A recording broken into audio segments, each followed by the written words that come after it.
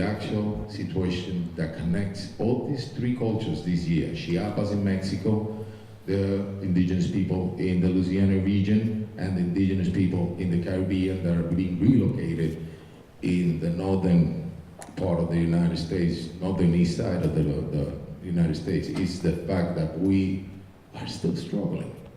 We are still trying to make ourselves, and we were the first one here.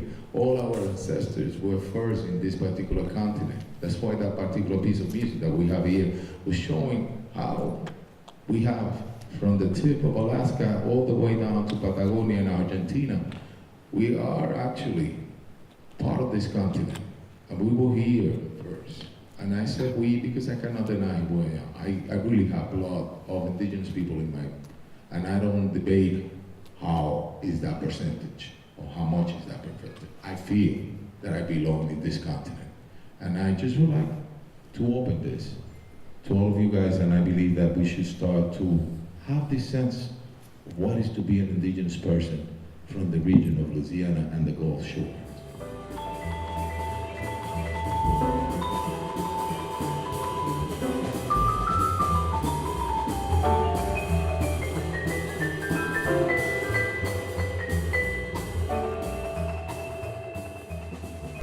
The first thing I think that's important is when we talk about any indigenous people or any indigenous group, Louisiana included, land is first and foremost what's central.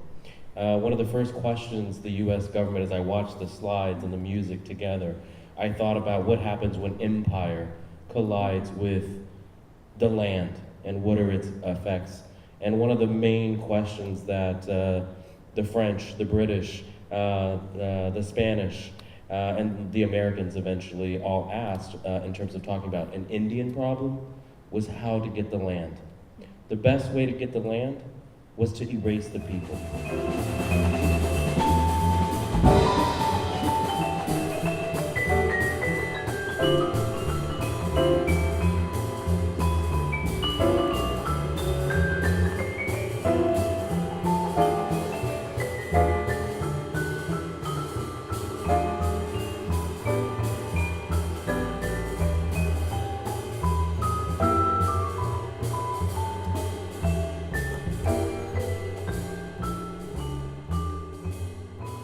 And we're kind of at a moment now where communities are beginning to actualize in new and exciting ways, particularly because of what has been done to our land.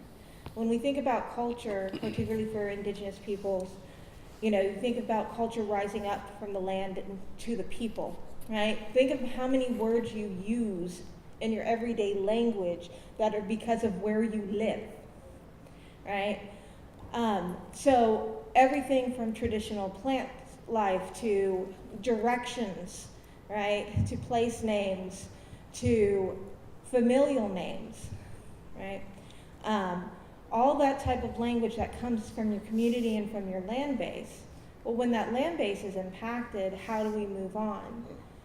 And Katrina and Rita, right, were very devastating. We lost not only vital historic records, but we created another diaspora, another removal of both, African American, American Indian, and Creole people from Louisiana, and which pulls on the tether. If you imagine that we are connected to our place, to our land, to Yakni, the land, by an umbilical cord.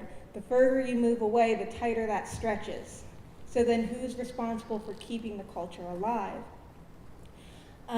With the recent oil spills, and we say recent, but if you go and you look at the history of oil disasters in the United States, overwhelmingly it's in the Gulf Coast, overwhelmingly. And we're taking it back to the 50s, right? So the land has to be eroded, right? The brackish waters that sustain particular ecological environments have been overflooded with an amount of salt. Brackish is a mixture of fresh and salt water.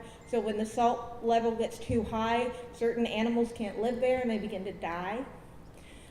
Sacred tribal grounds are washed away, grave sites are washed away. And one of the solutions lately has been, okay, we'll give you money to relocate. So how do we maintain our culture, our sense of place, and carry that on, right, through relocation again?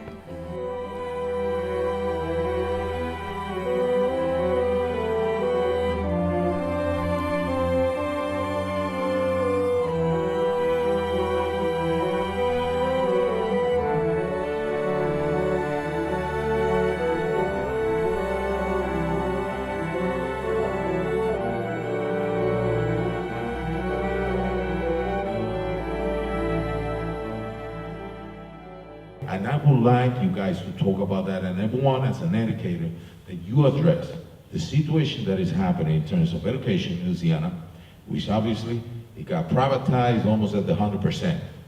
Okay, and I would love you guys to say that because it's something that has been happening, and tomorrow we're going to be talking about what is happening here in the South Bronx. But I would love you two guys to talk about this, please.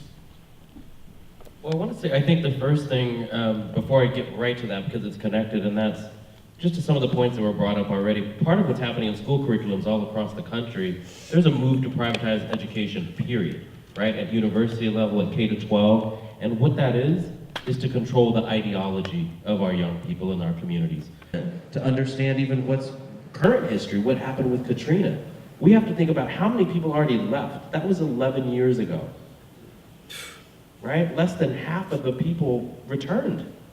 And then the values of the properties, right? You see these images of, oh, let me help and save Louisiana, but you talked about military. How long did it take the military to get there, right? And then they got a Creole general to come in there and kind of clean it up, like across the water, right? But I would say in terms of the education system, this is linked to what Rain and Darryl talked about. I think if we're looking to try to deal with this, right, what do you do when you're moved and your sacred space isn't there anymore? You can't, like, all this movement and displacement, you can't do that anymore. So how do you relearn or reinvent or recreate ceremony, right?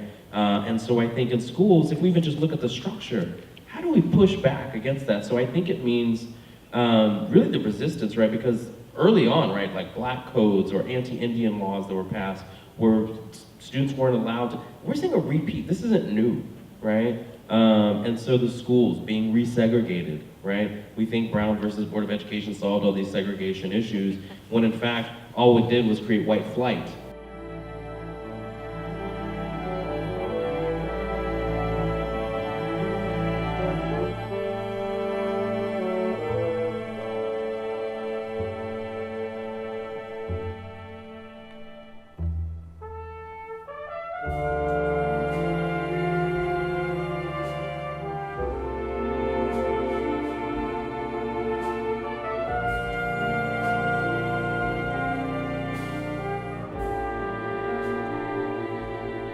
It's the same thing.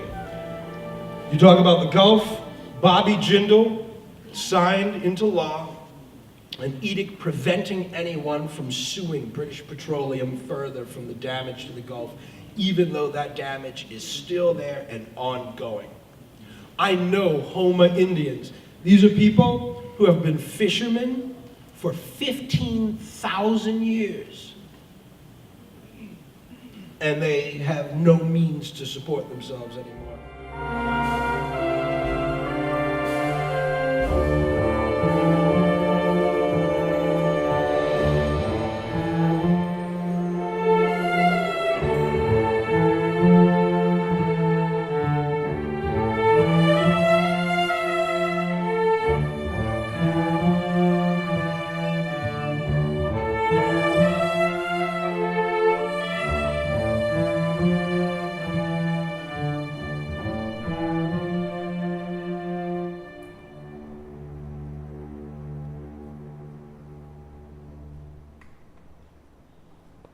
Fighting back, it's these issues of erasure that have brought people together to fight back in new ways, is where I was going.